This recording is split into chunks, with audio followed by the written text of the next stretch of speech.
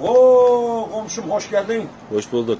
Buyurun buyurun. Vallahi gel mis- bağım ya gel bağım. Mis gibi kokular geliyor. Ne yapıyorsun? İnan komşum mezda moza şurup diyorlar. Leçer diyorlar.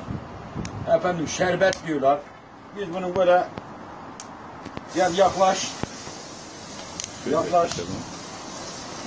Mezda kozala, şurubu, çayı, leçeri, konservesi. Komşum. Sen şu kozalak. Evet değerli izleyici arkadaşlar.